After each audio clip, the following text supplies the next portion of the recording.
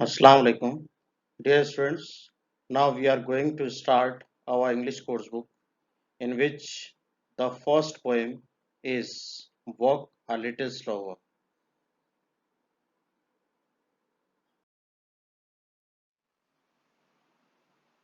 Let's start the poem. The title of the poem is Walk a Little Slower, which is written by an unknown poet. In this poem, the poet has requested to his father, in the words of a little child, to walk a little slower. Actually, we know that children learn so many things from their elders, especially from their parents. And here, the poet has requested to his father to walk a little slower. Here, to walk a little slower means, but wants to say to his father to do his activities slowly, or we can say intelligibly. यानी यहाँ जो pome का title है वो walk a little slower, जो कि एक unknown poet ने प्रेजेंट किया है।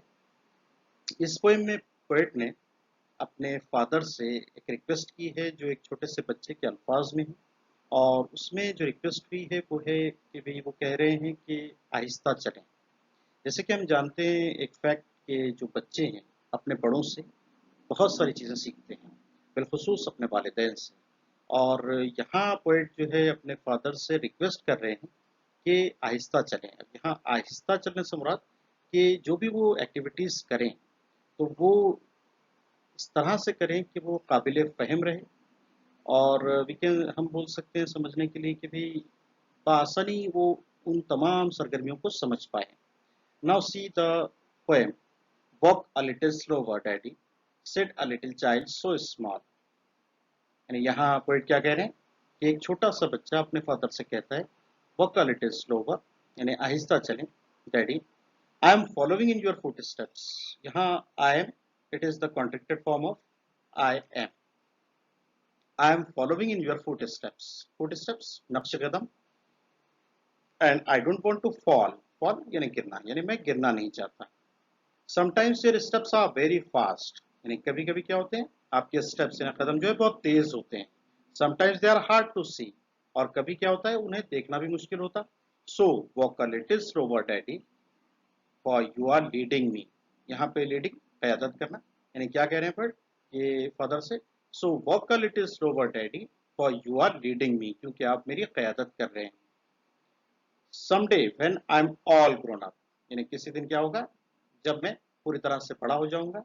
You are what I want to be, यानी जो आप हैं वही मैं भी होना चाहूंगा। Then I will have a little child, और फिर मुझे भी एक छोटा सा बच्चा रहेगा। Who will want to follow me, जो कि मुझे फॉलो करना चाहेगा। यहाँ पे ये हु विल का कॉन्ट्रैक्टेड फॉर्म इस्तेमाल किया गया है। Now see the last stanza, and I would want to lead just right, और मैं भी क्या चाहूँगा टू लीड यानी क़यादत करना, यानी मैं भी सही क़यादत करना चाहूँगा। एंड नो, और जानूंगा दैट आई वॉज ट्रू कि मैं सही था। सो walk a little slower daddy for I must follow you, यानी फिर से पोएट ने एक रिक्वेस्ट किया है कि आहिस्ता चलें। क्यों? For I must follow you, क्योंकि मुझे आपको फॉलो करना है। Now see here we have some complex factual questions, यानी यहाँ कुछ कॉम्प्लेक्स फैक्चुअल क्वेश्चंस है, और हमने इस तरह के क्वेश्चंस को कैसे आंसर देना है ये हमने देखना है।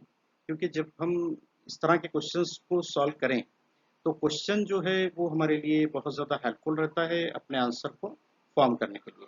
Now see the question, what would happen if the child tried to walk fast. यानी क्वेश्चन क्या हो रहा है कि अगर कोई बच्चा तेज चलने की कोशिश करे तो क्या होगा, एंड वाई, क्यों। तो आंसर का जब आप स्टार्ट करोगे तो क्वेश्चन का सपोर्ट लेते हुए आप कर सकते हो, if the child tried to walk fast. इतना पार्ट आपने क्वेश्चन से लिया। देन जो भी हमारा सब्जेक्ट है अभी, यानी अभी हमारा सब्जेक्ट कौन था, चाइल्ड। तो अब यहाँ पे चाइल्ड का अपने प्रोनाउन इस्तेमाल करना है, यानी ही। और जो भी हेल्पिंग वर्ब इस्तेमाल हुआ है, यानी यहाँ क्या इस्तेमाल हुआ है, वुड, तो हमने इसी को इस्तेमाल करना है। यानी हमने फिर से देख रहे हैं, if the child tried to walk fast then ही, यानी चाइल्ड की जगह पर हमने इस्तेमाल करना है। ही वुड, तो क्या होगा, फॉल, जो हमने देखा है। एंड वाई, क्यों, क्योंकि हम जानते हैं कि जो छोटे बच्चे होते हैं वो तेज नहीं चल सकते हैं, फितरतन वो तेज नहीं चल सकते हैं, इसलिए हम लिख सकते हैं यहाँ पे एक fact, what, as we know, yeah, because a child can't walk fastly. You may see here also, if the child tried to walk fast, he would fall because a little child can't walk fast. Clear? Now see the second question. Does the word walk refer only to the act of walking? And here also second part of that question. यहाँ पे दो part है questions में. What does the poet actually mean to say? तो first part को हम देखेंगे पहले.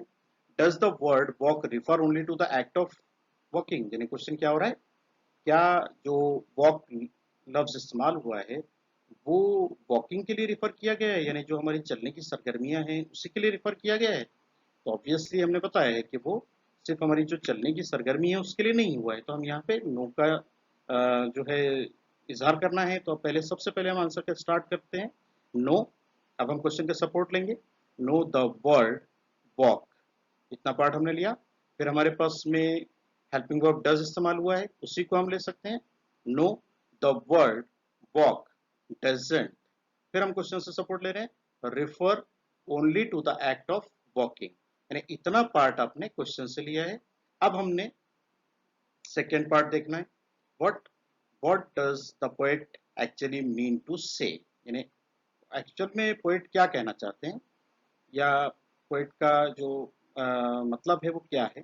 तो हम इसको भी आंसर को बनाने के लिए क्वेश्चन का सपोर्ट ले सकते हैं, क्या, द पोएट एक्चुअली मीन. अब यहाँ मीन को मीन्स कर देना है, क्यों, क्योंकि हमको क्वेश्चन में डज इस्तेमाल हुआ है.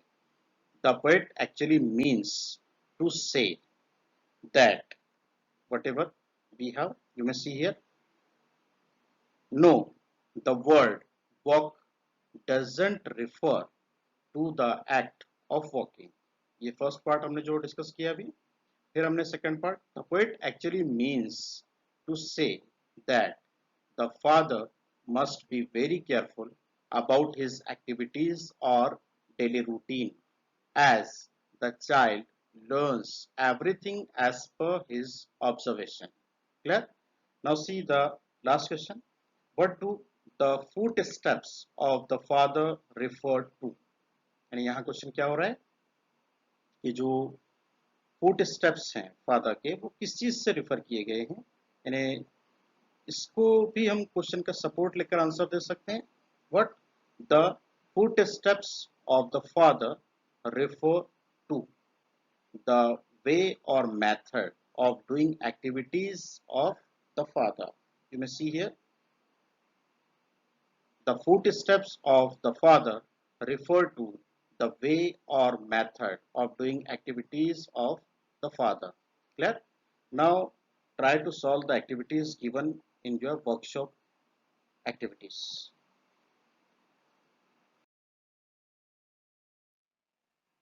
Now students, take down the complex factual questions in your classworks notebooks, and the next lesson will be presented in the next class.